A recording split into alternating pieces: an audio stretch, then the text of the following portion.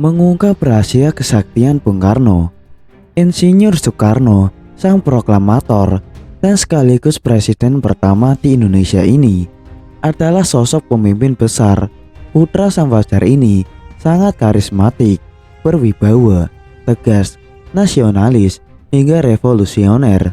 Semangat dan jiwa nasionalisme tidak pernah pudar saat menorehkan dan memperjuangkan Indonesia hingga menjadi negara yang berdaulat, bahkan menjadi negara yang disegani oleh bangsa lain. Meski sudah lama meninggal dunia, namun cerita tentang Soekarno selalu menarik untuk dikaji, termasuk tentang kesaktian yang dimilikinya. Bung Karno sering mengalami percobaan pembunuhan. Semasa hidup, ia mengalami percobaan pembunuhan dari tingkat baru rencana sampai eksekusi sebanyak 23 kali. Namun menurut ajudan Soekarno, Sudarto Danu Subroto, mengatakan bahwa ada 7 kali percobaan pembunuhan terhadap Soekarno yang sangat menggentarkan. Menanggapi hal itu, bukan menjadi takut dan gendar, Bung Karno malah membuka rahasia bagaimana cara membunuhnya. Menjadi hal yang wajar kalau kemudian sebagian rakyat Indonesia menganggap Bung Karno adalah manusia dengan tingkat kesaktian tinggi. Lalu apa sebenarnya rahasia kesaktian Bung Karno tersebut? Menurut kabar yang beredar di masyarakat, Bung Karno memiliki mustika pemberian Nyi Blorong yang legendaris. Dalam cerita tersebut, Nyi Blorong datang dan memberikan mustika merah delima, jelmaan seekor naga, dan mengatakan bahwa Bung Karno bukan saja akan menjadi pemimpin alam manusia, namun juga alam gaib. Tidak hanya Nyi Blorong, Bung Karno yang hobi dalam dunia supranatural ini sering bermimpi didatangi tokoh legenda dari alam lain seperti Kanjeng Sunan Kalijogo beserta Ibu Ratu Kidul Pajajaran serta Nyi Roro Kidul. Nah, benarkah Bung Karno juga merupakan manusia sakti dengan sejarah sedikitnya 7 kali luput, lolos, dan terhindar dari kematian akibat ancaman fisik secara langsung? Menjadi hal yang jamak kalau kemudian sebagian rakyat Indonesia menganggap Bung Karno adalah manusia dengan tingkat kesaktian tinggi. Namun Bung Karno menampik jika lolosnya ia dalam berbagai percobaan pembunuhan bukanlah karena bantuan dari alam lain. Ia menukas normatif yang kurang lebih mengatakan bahwa mati hidup adalah kehendak Tuhan. Manusia mencoba membunuh. Kalau Tuhan belum berkehendak ia mati, maka ia belum akan mati. Namun Soekarno membeberkan bagaimana cara membunuhnya.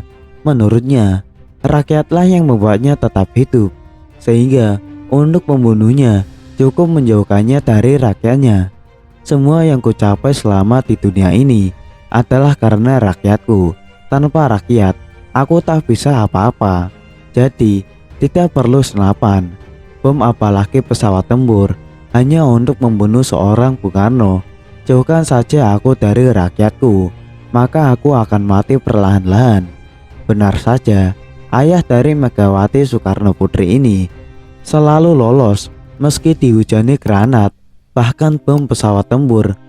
Percobaan pembunuhan pernah terjadi pada 30 November 1957. Presiden Soekarno datang ke perguruan Cikini atau Percik, tempat bersekolah putra-putrinya. Dalam rangka perayaan ulang tahun ke-15 Percik, granat tiba-tiba meledak di tengah pesta penyambutan presiden. 9 orang tewas, 100 orang terluka, termasuk pengawal presiden. Soekarno sendiri beserta putra-putrinya selamat. 3 orang ditangkap akibat kejadian tersebut. Mereka perantauan dari Bima yang dituduh sebagai antek teror gerakan DI. Percobaan pembunuhan kedua terjadi pada 9 Maret 1960. Tepat siang bolong, istana presiden dihendakan oleh ledakan yang berasal dari tembakan kanon 23 mm pesawat MiG-17 yang dipiloti Daniel Maucar. Maucar adalah letnan angkatan udara yang telah dipengaruhi Permesta. Kanon yang dijatuhkan Maucar menghantam pilar dan salah satunya jatuh tak jauh dari meja kerja Soekarno. Untunglah Soekarno tak ada di situ. Soekarno tengah memimpin rapat di gedung sebelah Istana Presiden. Pada April 1960, Perdana Menteri Uni Soviet saat itu, Nikita Khrushchev, mengatakan kunjungan kenegaraan ke Indonesia. Dia menyempatkan diri mengunjungi Bandung, Jogja, dan Bali. Presiden Soekarno menyertainya dalam perjalanan ke Jawa Barat. Tatkala sampai di jembatan Raja Mandala, ternyata sekelompok anggota TNI melakukan penghadangan. Beruntung, pasukan pengawal presiden sigap meloloskan kedua pemimpin dunia tersebut. Pada 7 Januari 1962, Presiden Soekarno tengah berada di Makassar. Malam itu, ia akan menghadiri acara di gedung olahraga Matu Angin. Ketika itulah, saat melewati Jalan Cendrawasih, seseorang melemparkan granat. Granat itu meleset, jatuh mengenai mobil lain. Soekarno selamat. Pelakunya Serma Markus Lato Perisa dan Ide Bagus Surya Tenaya divonis hukuman mati. Selain itu, percobaan pembunuhan terjadi pada 14 Mei 1962.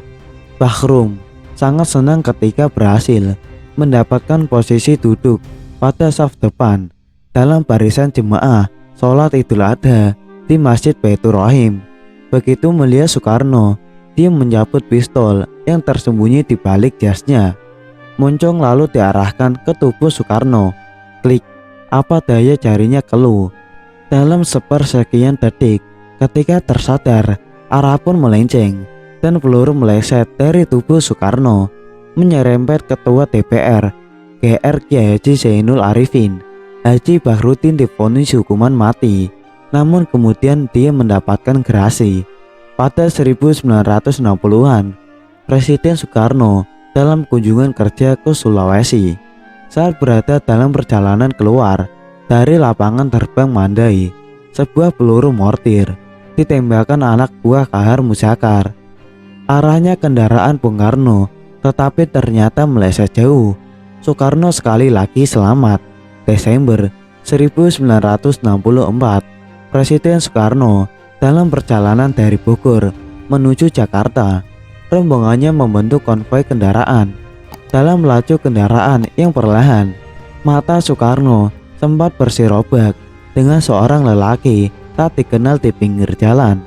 Perasaan Soekarno kurang nyaman. Benar saja, lelaki itu melemparkan sebuah granat ke arah mobil presiden. Beruntung, jarak pelemparannya sudah di luar jangkauan mobil yang melaju. Soekarno pun selamat.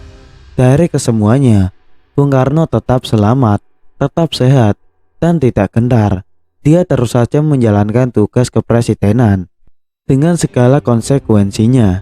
Dalam salah satu pernyataannya di biografi yang ditulis Cindy Adams, berkomentar tentang usaha-usaha pembunuhan yang dilakukan terhadapnya. Namun pengakuan Bung Karno terhadap cara untuk membunuhnya ternyata menjadi perhatian bagi mereka yang ingin membunuh Soekarno. Kekuatan Bung Karno adalah rakyatnya, dan dia hanya akan mati jika dijauhkan dari rakyatnya. Orde Baru dibawa kepemimpinan Soeharto dan atas dukungan Amerika Serikat dan kroninya melakukan upaya pembunuhan, bisa dibilang langsung, bisa pula tidak langsung, terhadap Bung Karno dengan cara yang telah disebutkan oleh Bung Karno sendiri. Hingga Mei 1967, Bung Karno seperti tahanan rumah meski masih berstatus presiden. Tetapi ia terpenjara di istana, tidak boleh keluar tanpa kawalan antek-antek Soeharto. Situasi politik berbalik, menempatkan Bung Karno pada stigma yang terburuk. Gerakan demonstrasi mahasiswa yang didukung militer, pemberitaan media massa yang dikontrol Soeharto, membuat Bung Karno semakin terpuruk. Usai ia dilengsarkan oleh sidang istimewa MPRS, kemudian diasingkan di Bogor, kemudian disekap di Wisma Yaso, Jalan Gatot Subroto. Ia benar-benar menjadi pesakitan. Yang paling menyakitkan adalah karena dia benar-benar dijauhkan dari rakyat yang menjadi nyawanya selama ini. Dengan cara itu pula, persis seperti yang ia utarakan dalam bukunya, Bung Karno Wafat.